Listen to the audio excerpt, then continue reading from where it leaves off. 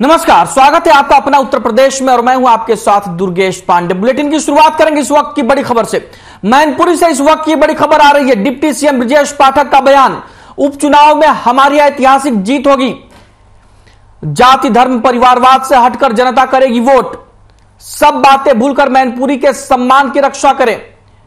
2 दिन से हम यहां हैं, वोट हमें मिल रहा है, यह कहना है उत्तर प्रदेश के उप मुख्यमंत्री ब्रजेश पाठक का। मैनपुरी में लोकसभा के लिए उपचुनाव हो रहे हैं और वहां पर बीजेपी और समाजवादी पार्टी में सीधी टक्कर है और दोनों पार्टियों ने अपनी पूरी ताकत चुनाव के प्रचार में झोंक रखी है। मैनपुरी से इस वक्त की बड़ी और अहम खबर, डिप्टी सीएम ब्रजेश पाठक का बयान, उपचुनाव में हमारी ऐतिहासिक जीत होगी।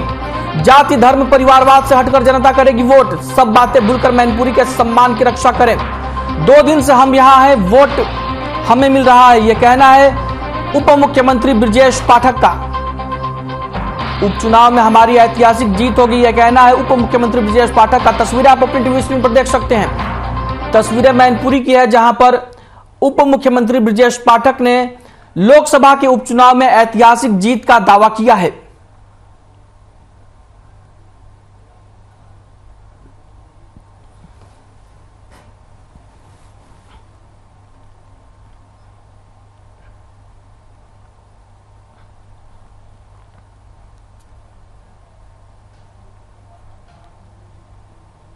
अब बात करेंगे इस वक्त की बड़ी खबर की। इस वक्त की बड़ी खबर अमेठी से आ रही है। कार ने बाइक सवार को मारी टक्कर। टक्कर के चलते बाइक में लगी आग। बाइक सवार 2 युवक गंभीर रूप से हुए घायल। कादू नाला पुलिस चौकी के पास की घटना। अमेठी से इस वक्त की बड़ी और अहम खबर हम आप तक पहुंचा रहे हैं। कार ने बाइक सवार को मारी टक्कर। टक्कर के चलते बाइक में लगी आग। बाइक सवार 2 युवक गंभीर रूप से हुए घायल। कादू नाला पुलिस चौकी के पास की घटना। बाइक सवार 2 युवक गंभीर रूप से हुए घायल। अमेठी से इस वक्त की बड़ी और अहम खबर हम आप तक पहुंचा रहे हैं। कार ने बाइक सवार को मारी टक्कर। टक्कर के चलते बाइक में लगी आग। बाइक सवार 2 युवक गंभीर रूप से हुए घायल। कादू नाला पुलिस चौकी के पास की घटना। अमेठी से इस वक्त की बड़ी और अहम खबर हम आप तक पहुंचा रहे हैं। टक्कर के चलते बाइक में लगी आग। कादू नाला पुलिस चौकी के पास की घटना। तस्वीरें आप अपनी टीवी स्क्रीन पर देख सकते हैं। ये तस्वीरें अमेठी की है जहां पर जबरदस्त हादसा हो गया। तेज रफ्तार कार ने बाइक को टक्कर मार दी जिसमें बाइक में आग लग गई और जिसके चलते बाइक सवार 2 युवक गंभीर रूप से घायल हो गए।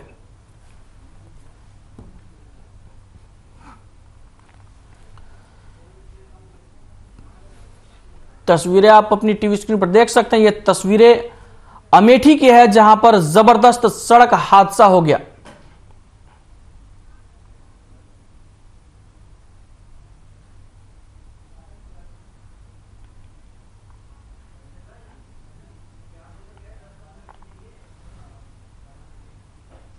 वहीं मुजफ्फरनगर में संविधान दिवस पर जनसभा हुई। यह जनसभा सपा आरएलडी और एएसपी की ओर से आयोजित की गई जिसमें जयंत चौधरी और चंद्रशेखर पहुंचे। आरएलडी प्रत्याशी मदन भैया के समर्थन में जनसभा की गई। एसपी आरएलडी के कई विधायक और नेता भी इस दौरान मौजूद रहे।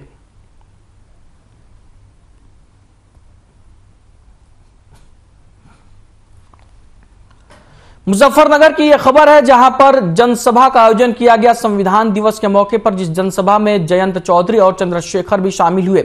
सपा आरएलडी और एएसपी की ओर से यह संयुक्त रूप से जनसभा का आयोजन हुआ और इस दौरान आरएलडी प्रत्याशी के लिए लोगों ने वोटों की अपील भी की।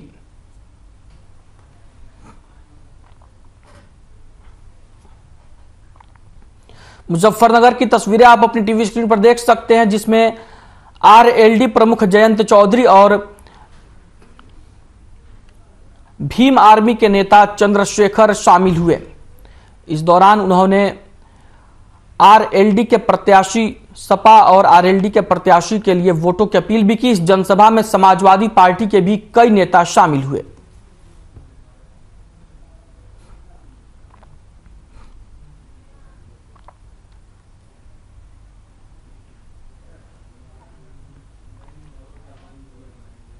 वहीं ग्रेटर नोएडा में गोल्फ फेडरेशन ऑफ इंडिया का हरियाणा के डिप्टी सीएम दुष्यंत चौटाला ने शुभारंभ किया।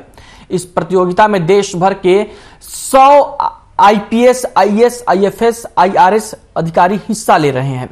गोल्फ को किस तरीके से भारत में बढ़ाया जाए, इसको लेकर यह प्रतियोगिता बहुत ही अहम मानी जा रही है।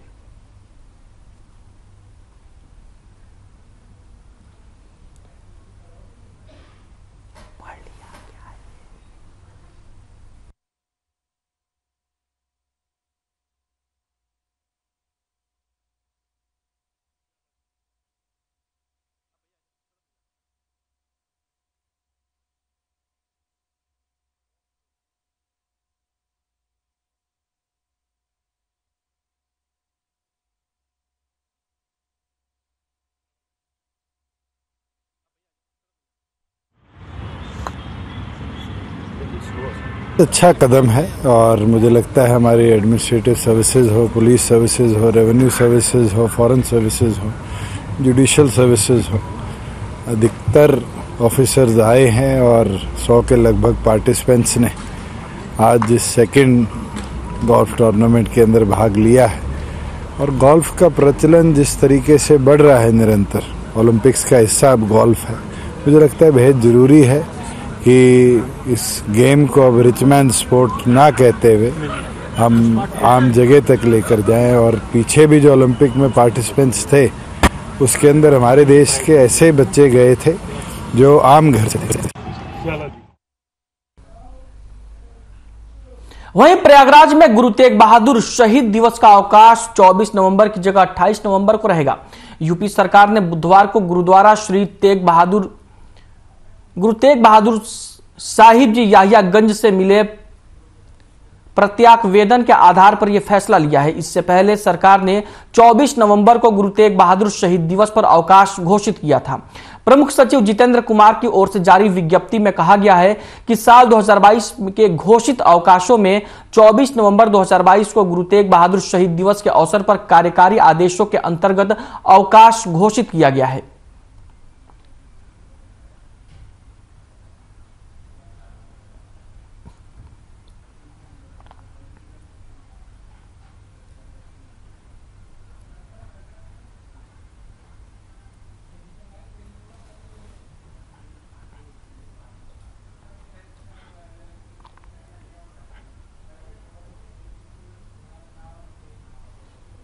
वहीं बढ़ती ठंड के मद्देनजर जिलाधिकारी सूर्यपाल गंगवार ने रैन बसेरों और अलाव के संबंध में एक महत्वपूर्ण बैठक बुलाई है। बैठक में उन्होंने रैन बसेरों की व्यवस्था के लिए नए और पुराने सरकारी भवनों को चिन्हित करने के निर्देश दिए। साथ ही उन्होंने कहा कि किसी भी दशा में निराश्रित लोगों को खुले में सोने नहीं दिया जाए। आपको बता दें कि लखनऊ में जरूरतमंदों की मदद के लिए शहर के हर ब्लॉक और हर तहसील में कपड़ा बैंक बनेगा।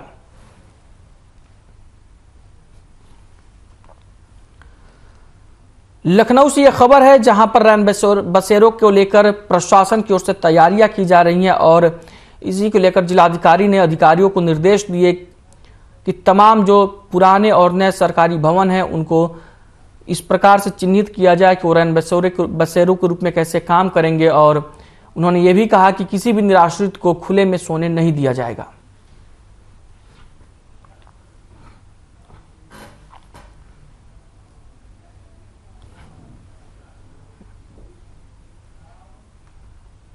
वहीं अमरोहा पुलिस को एक बड़ी कामयाबी हाथ लगी है। आपको बता दें कि पुलिस ने मुठभेड़ के दौरान 2 हत्यारोपियों को गिरफ्तार किया है।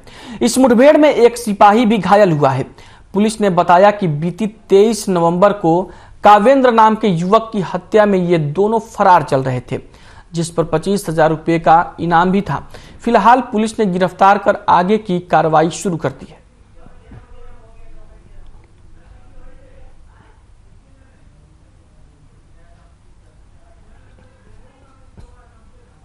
थाना अमरोहा देहात का है, जिसमें 23 तारीख को एक कावेंद्र नाम के व्यक्ति हैं जिनकी उम्र 27 साल है, उसकी डेड बॉडी बोरी के अंदर मिली थी। इसमें हम लोगों ने एसओजी और थाना स्तर से और साथ ही सर्कल की और भी टीम्स लगाई थी इसका जल्द से जल्द खुलासा करने के लिए। तो इसमें जो 302 का मुकदमा जब पंजीकृत कराया गया था, उसी में वादी के बयान के आधार पे कुछ नाम प्रकाश में आए थे। उसी में एक फाजिल नाम के व्यक्ति हैं जो कि एक टेम्पो चालक है, उसका नाम प्रकाश मेहता, उसकी गिरफ्तारी की गई।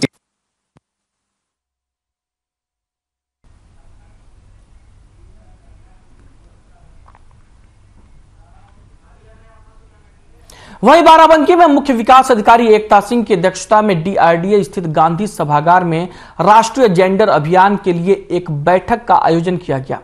बैठक में उपायुक्त मनरेगा ने बताया कि 25 नवंबर से 23 दिसंबर 2022 तक राष्ट्रीय जेंडर अभियान का आयोजन किया गया है।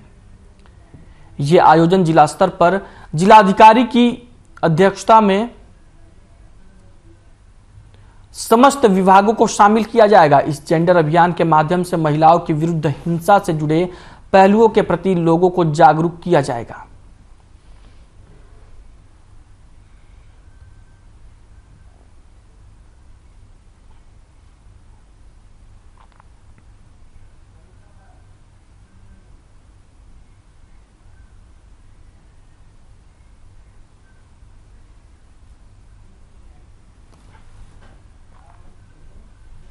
वहीं फर्रुखाबाद में चीनी मिल का सीडीओ ने बटन दबाकर शुभारंभ किया। आपको बता दें कि इस दौरान सीडीओ ने किसानों को तिलक लगाया और शॉल उड़ाकर सम्मानित भी किया। चीनी मिल पर किसान बैलगाड़ी में गन्ने लादकर पहुंचे, जहां सीडीओ ने किसानों की बैलों को गुड़ खिलाया और चीनी मिल का शुभारंभ किया।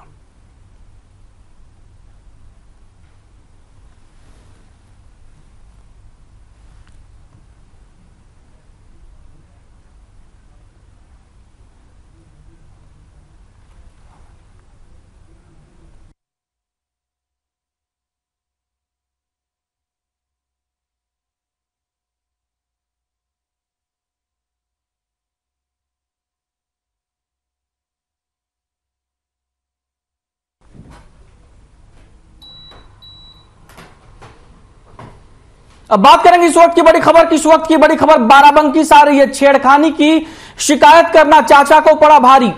बदमाशों ने युवती के चाचा की जमकर की पिटाई। छेड़छाड़ की शिकायत करने गए चाचा को शोहदों ने पीटा। परिजनों ने जैतपुर कोतवाली में की शिकायत। जैतपुर थाना क्षेत्र के कस्बे का मामला।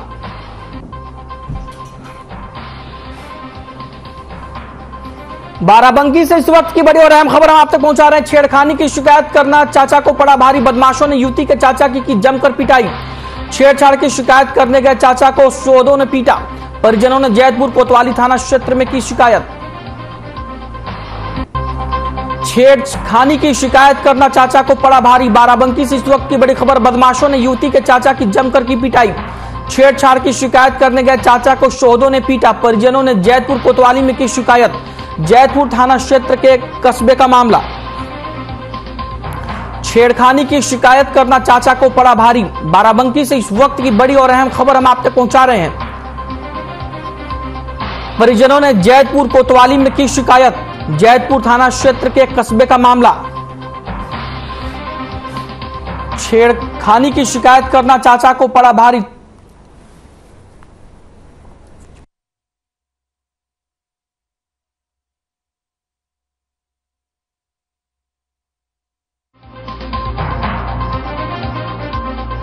बाराबंकी से इस वक्त की बड़ी और अहम खबर हम आप तक पहुंचा रहे हैं। बदमाशों ने युवती की चाचा को जमकर पीटा। छेड़छाड़ की शिकायत करने गए चाचा को शोहदों ने पीटा। परिजनों ने जैतपुर कोतवाली में की शिकायत।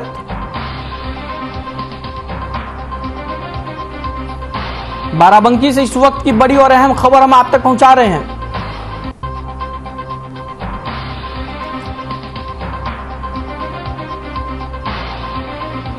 जैतपुर थाना क्षेत्र के एक कस्बे का मामला। छेड़खानी की शिकायत करना चाचा को पड़ा भारी। छेड़छाड़ की शिकायत करने गए चाचा को शोहदों ने पीटा। परिजनों ने जैतपुर कोतवाली में की शिकायत। जैतपुर थाना क्षेत्र के कस्बे का मामला। बाराबंकी से इस वक्त की बड़ी और अहम खबर हम आप तक पहुंचा रहे हैं।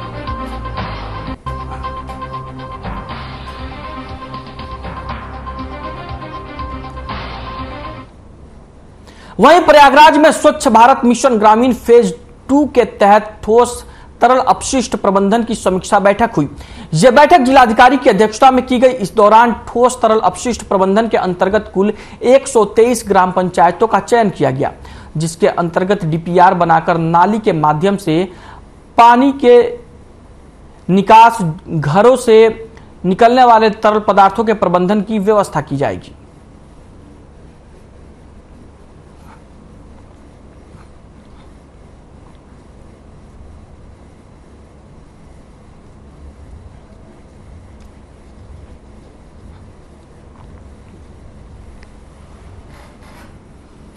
प्रयागराज में डीएम की अध्यक्षता में बैठक की गई, जहां पर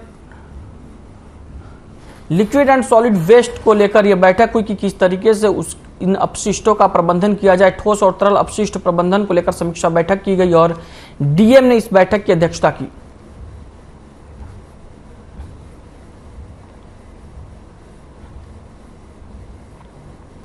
प्रयागराज की ये तस्वीरें आप अपनी टीवी स्क्रीन पर देख सकते हैं, जिसमें डीएम ने अधिकारियों के साथ ठोस और तरल अपशिष्ट की प्रबंधन को लेकर समीक्षा बैठक की।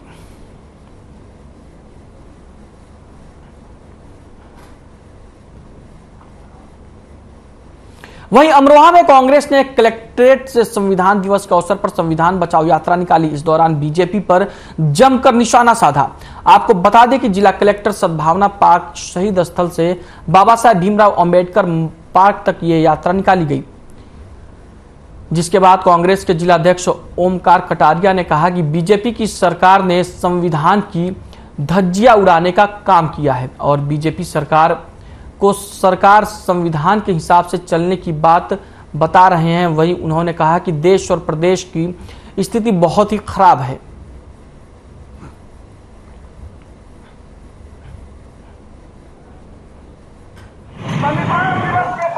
भारतीय राष्ट्रीय कांग्रेस प्रदेश कांग्रेस कमेटी के आह्वान पर जिला कांग्रेस कमेटी अमरोहा द्वारा जनपद अमरोहा में जिला कलेक्ट्रेट शहीद स्मारक से डॉक्टर भीमराव अंबेडकर जी के पार्क तक हमने संविधान बचाओ यात्रा निकाली है। आज संविधान संकट में है। आज देश में भाजपा की सरकारें, मोदी जी की सरकार, योगी जी की सरकार, पूरे देश में जहां जहां भी भाजपा की सरकार है वहां खुलेआम संविधान का गला घोटा जा रहा है, संविधान की धज्जियां उड़ाई जा रही हैं। कोई भी शासन और प्रशासन संविधान के अनुरूप नहीं चल रहा है।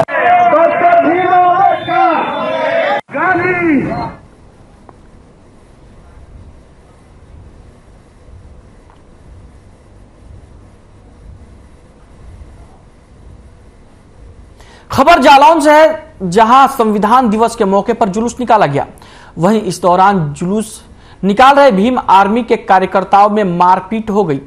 आपको बता दें कि मामूली सी कहासुनी पर आपस में कार्यकर्ता भिड़ गए थे, जहां सुरक्षा में तैनात पुलिसकर्मियों ने मामले को शांत कराया।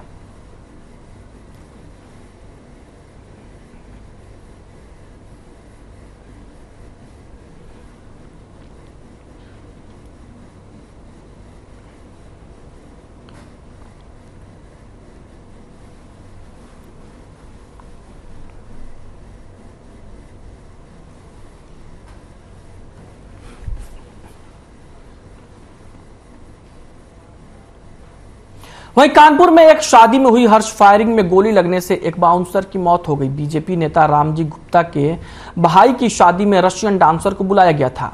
बाउंसर सादिक रशियन डांसर की सुरक्षा में तैनात था।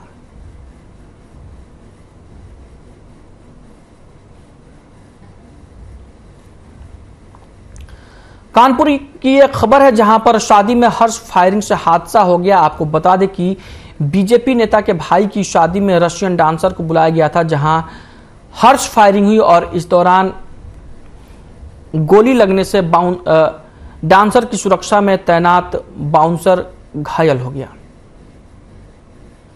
माफ कीजिएगा, गोली लगने से बाउंसर की मौत हो गई है। बाउंसर रशियन डांसर की सुरक्षा में तैनात था और शादी समारोह के दौरान हर्ष फायरिंग हुई, जिससे गोली बाउंसर को लग गई और बाउंसर की मौत हो गई।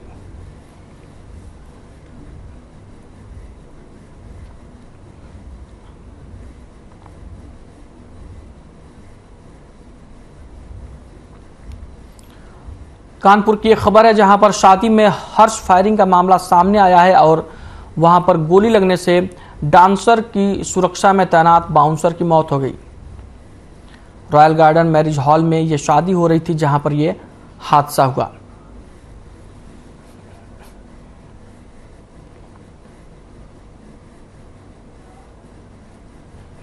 वहीं कुशीनगर में पुलिस अधीक्षक ने समाधान दिवस पर फरियादियों की समस्याओं को सुना। इस दौरान पुलिस अधीक्षक ने फरियादियों की शिकायतों को गंभीरता से लेते हुए अधिकारियों को संबंधित निर्देश दिए।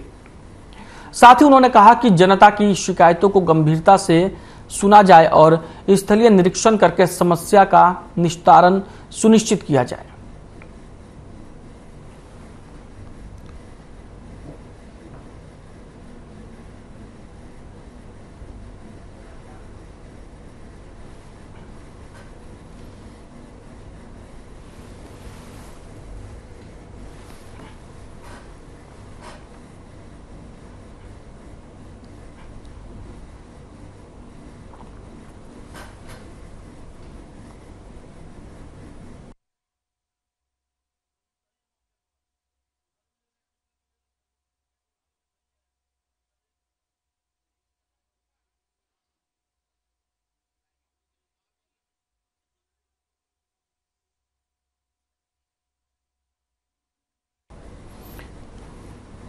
अब बात करेंगे इस वक्त की बड़ी खबर की। इस वक्त की बड़ी खबर लखनऊ से आ रही है। बीएसपी सुप्रीमो मायावती का ट्वीट, महंगाई के मुद्दे पर सरकार पर किया वार, देश में महंगाई से लोग परेशान।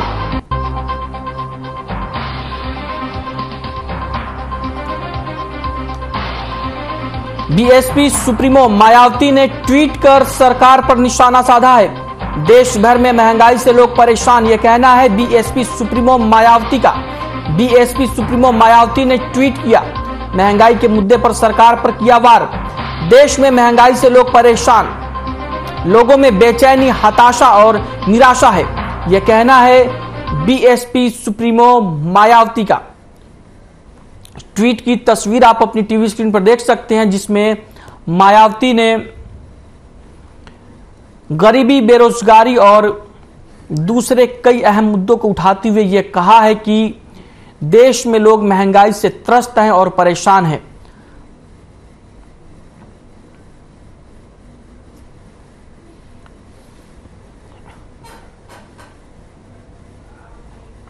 वहीं कुशीनगर में पुलिस ने चोरी की घटना का सफल अनावरण किया है। आपको बता दें कि चोरी गए सामान के साथ अभियुक्तों को गिरफ्तार किया है। जानकारी के मुताबिक पुलिस ने मुखबिर की सूचना पर भैंसहा सदर टोला के पास से 2 अभियुक्तों को गिरफ्तार किया और आरोपी के पास से एक्साइड बैटरी, अदद ल्यूमिनस इन्वर्टर, अदद लेनोवो का लैपटॉप, एक अदद डेस्कटॉप वैक्सीन बरामद की गई।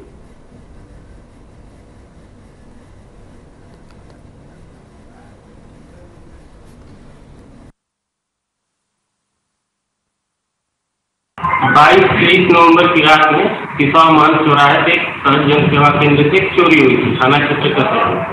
उसके चोरी के बाद जब ये घटना प्रकाश में आई और उसमें अभियोग पंजीकृत किया गया, पुलिस अधीक्षक महोदय द्वारा इसमें टीम का गठन करके निर्देशित किया गया था घटना के अनावरण के लिए। उसी के क्रम में कस्या पुलिस टीम द्वारा आज उनकी 2 संदिग्धों की गिरफ्तारी हुई, जिनमें उनसे पूछताछ के दौरान और उनके साथ उनकी निशानदेही से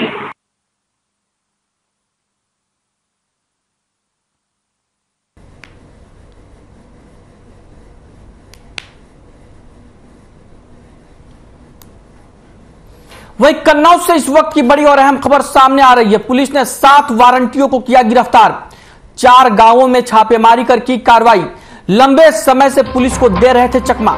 एसपी के कड़े निर्देश के बाद एएसआई ने की गिरफ्तारी। कन्नौज से इस वक्त की बड़ी और अहम खबर हम आप तक पहुंचा रहे हैं। एसपी के निर्देश के बाद एएसआई ने की गिरफ्तारी, लंबे समय से बदमाश पुलिस को दे रहे थे चकमा। पुलिस ने 7 वारंटियों को किया गिरफ्तार। कन्नौज से इस वक्त की बड़ी और अहम खबर, 4 गांवों में छापेमारी कर की कार्रवाई, लंबे समय से पुलिस को दे रहे थे चकमा। एसपी के कड़े निर्देश के बाद एएसआई ने की गिरफ्तारी। पुलिस ने 7 वारंटियों को किया गिरफ्तार। कन्नौज से इस वक्त की बड़ी और अहम खबर।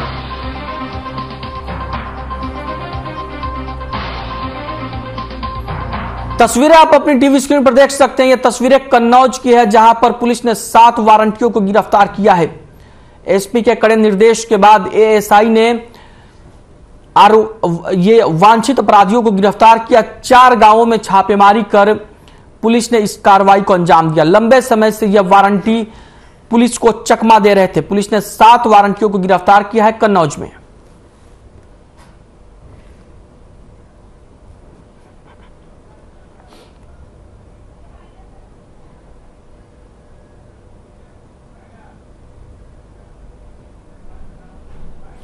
अपना उत्तर प्रदेश में फिलहाल के लिए इतना ही। मुझे दीजिए इजाजत। नमस्कार।